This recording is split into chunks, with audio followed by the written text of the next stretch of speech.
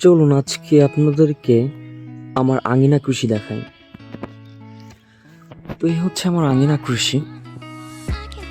এখানে মোট 1 2 3 4 5 6 7টা বেড আছে। এখানে খানিকটা জায়গা আছে। এই যে উপরে হচ্ছে আমি বান দিয়েছি, এটা এখনো কমপ্লিট হয় নাই, এটা পরে আপনাদেরকে দেখাবো। এখানে একটা কচু গাছ আছে।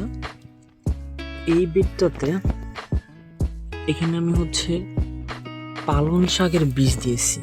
যে পালং শাক বের হয়েছে, হয়তো আপনারা দেখতে পাচ্ছেন। আর ওই সাইডটাতে হচ্ছে ধনেপাতার বীজ দেওয়া আছে। যে আমি সুন্দর করে বাঁশের খুঁটি দিয়ে সুন্দর করে যে নেট দিয়ে দিয়েছি চারপাশে, যাতে ছাগল গরু হাঁস মুরগি কোনো কিছু না আসতে পারে।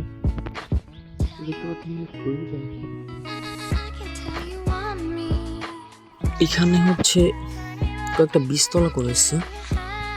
এখানে কোনো বীজ চারা বের হয় নাই, এটা হচ্ছে উচ্ছেদ চারা দেওয়া হয়েছে এখানে। তারপর আপনাদেরকে দেখাই যে এটা হচ্ছে লাউর চারা, যে বের হয়েছে 3টা লাউর চারা দেখতে পাচ্ছেন। তারপর এখানে হচ্ছে মিষ্টি কুমড়া, এই যে বের হচ্ছে মিষ্টি কুমড়ার চারা, একটু দেখা যায়, হয়তো 2-1 দিনের মধ্যে বের হয়ে যাবে, সুন্দরভাবে দেখা যাবে। তারপরে আপনার এখানটাতে আছে হচ্ছে সিমের চারা। এখানে সিমের বীজ দিয়েছিলাম, 3টা দিয়েছিলাম, একটা বের হয়েছে, এই যে একটা দেখতে পাচ্ছেন। তো তারপর হচ্ছে এই বেডটাতে আমি দিয়েছি বেগুন গাছ দিয়েছি। এখানে বেগুনের চারা দিয়েছিলাম, চারাগুলো একটু বড় ছিল, তো সেভাবে আমি আর কি দিয়েছিলাম, বেগুনের চারা লাগাই দিয়েছিলাম এখানে। এবার বেডটাতে আমার বেগুনের চারা আছে, এই যে সুন্দর দেখতে পাচ্ছেন। তো এর মধ্যে আমি ওলকপি দিয়ে দিয়েছি, এই যে এখানে ওলকপি দিয়ে দিয়েছি আমি, দেখতে পাচ্ছেন। আর মধ্যে মধ্যে হচ্ছে আমি লাল শাকের বীজ বুনে দিয়েছিলাম। আপনাদেরকে দেখানোর চেষ্টা করি। আমার লাল শাকের চারাগুলো বের হয়ে গেছে, এই যে দেখা যায় মনে হয়, এই যে সুন্দর সুন্দর চারা বের হয়েছে। কয়েকদিনের মধ্যে হয়তো বা খাওয়া শুরু করতে পারবো। এই তারপরে হচ্ছে এখানে আমার 11টা মতো বেগুন গাছ আছে। তারপরে আমি এই পাশে দিয়েছি হচ্ছে কয়েকটা টমেটো গাছ দিয়েছি, এই যে কয়েকটা টমেটো গাছ, একটা টমেটো, একটা এখানে 5টা টমেটো গাছ আছে। আর এখন তো ঝালের শেষ সময়, ঝালের চারা আমি পাই নাই, একটা ঝালের চারা দেওয়া হয়েছে, এই যে এটা হচ্ছে একটা ঝালের চারা। আর তারপর আমি হচ্ছে আপনার এই বেডটাতে,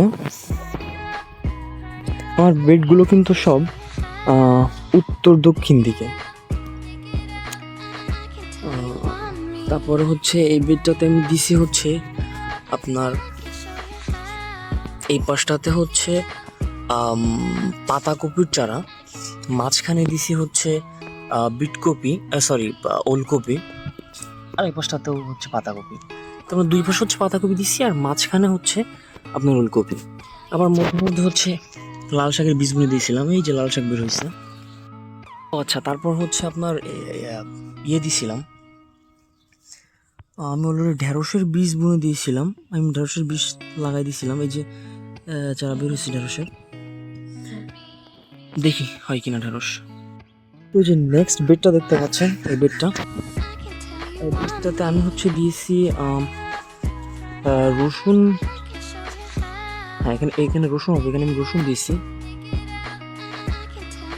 দেখা যাক রসুন হয় কিনা। না, বের হয় নাই, আমি সম্ভবত কালকে দিয়েছিলাম। আর এই বেডটাতেও হচ্ছে আমি দিছি আপনার পালং শাক। এই বেডটাতে পালং শাক দিছি, এটাও কালকে বুনে দিয়েছিলাম, বুনে দিয়ে সুন্দর করে ভিজিয়ে দিয়েছিলাম, এখন পর্যন্ত হয় নাই। 4-5 দিন। তো এই যে পরের বেডটা দেখতে পাচ্ছেন, আমার লাস্ট বেড। এটা হচ্ছে বিটকপি, আমার খুব পছন্দের একটা সবজি। বিটকপি আমার খুব ভালো লাগে, কালারটাও দেখতে খুব সুন্দর হয় আর খাইতে তো মাশাআল্লাহ। এই যে দেখুন, এখানে আমি বিটকপির গাছ লাগাই দিয়েছি, চারা লাগাই দিয়েছি, 30টার মতো চারা আছে এখানে। এই যে আসলে উপর থেকে উপরে আসলে সিম গাছ আছে, তো পাতা পরে একটু নোংরা হয়ে যায়, তো এগুলো আর কি পরিষ্কার করতে হবে। আমি আজকে এখনো এর মধ্যে কাজ করতে পারিনি, ইনশাল্লাহ পরিষ্কার করে ফেলবো। এই ব্রিজের লাস্টের দিকে এখানে আমার কিছু হচ্ছে পালং শাক আছে আমার, এখানে কিছু পালং শাকের বীজ দিছিলাম, এখানে অনেক ঘাস হয়ে গেছে। তারপরে দেখতে পাচ্ছি পালং শাকের খুব চারা বের হয়েছে, আমাদের দেখানোর চেষ্টা করি। এই তো এই হচ্ছে আমার আঙিনা কৃষির বর্তমান অবস্থা। ইনশাল্লাহ গাছগুলো বড় হলে আপনাদেরকে দেখানোর চেষ্টা করব। তো সেই পর্যন্ত আপনারা ভালো থাকুন, সুস্থ থাকুন, আল্লাহ হাফেজ।